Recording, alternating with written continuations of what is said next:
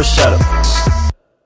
Yo, what is up, AD team? Austin Dunham back again with another video. In this video, I'm gonna tell you the only ab exercises that I do for a stronger, more ripped core.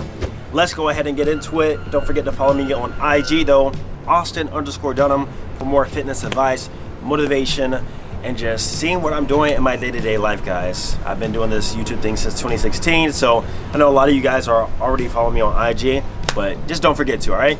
Let's get into the video. So when it comes to ab training, I mentioned this before, but I found that in order for me to have a strong core and a six-pack that is defined, I actually have to train my abs because I don't naturally have really blocky sort of abs. I have to like work for them, build the muscle, build the strength. All the indirect work that I get from like squats and compound movements and calisthenics aren't enough for me. But once I do these 3 exercises with it, it does become enough. So keep that in mind. This is meant to build the ab muscle while also building the ab strength. And my first favorite exercise that I love doing is the hanging weighted knee raise. So what you're gonna do is you're gonna get a pull-up bar, hang from it, shoulder width apart, normal.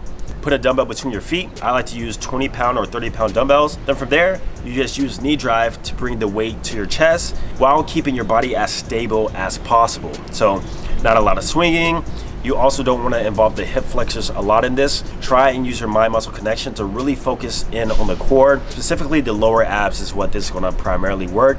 But because it is weighted, you will find that it will kind of target your hip flexors a little bit, especially if you have weak hip flexors, which I certainly do after not training L-sit for many years. So the beauty about this too is that it's going to help translate into L-sit training and being able to, you know, eventually go to toes to bar or like a full leg raise or something like that. It just makes it a lot easier while still providing the stimulus. So the hanging weighted dumbbell knee raise is one of my favorites. Let's move on to the next. Next one is the decline weighted sit-up. So this is just a full core builder. The strength and also the hypertrophy you're gonna get from your abs in this is insane.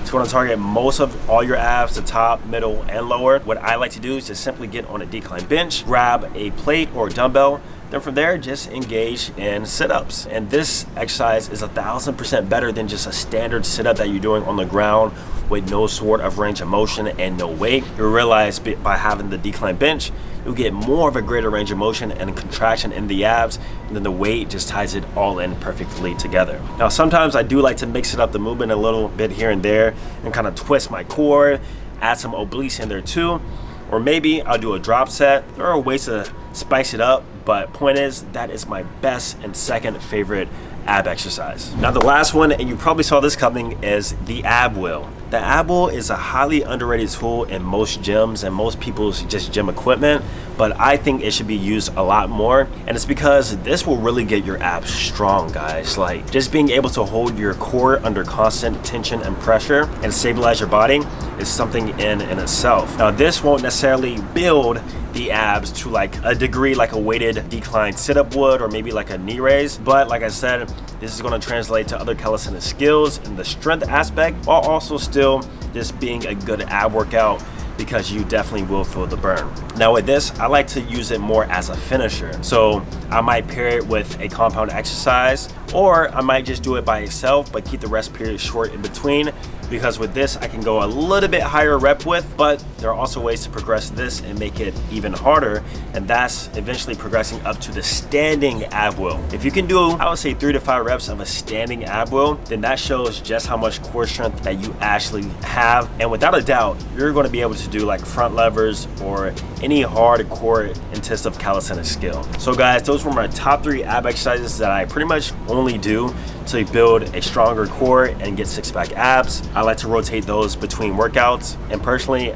I like to train abs every day now at the start of my workout before I get into anything else. So let me know what ab exercises you prefer. Do you do all these too? Subscribe, like the video, and don't forget to follow me on Instagram at Austin_Dunham. I'm gonna see you guys in the next one. Peace.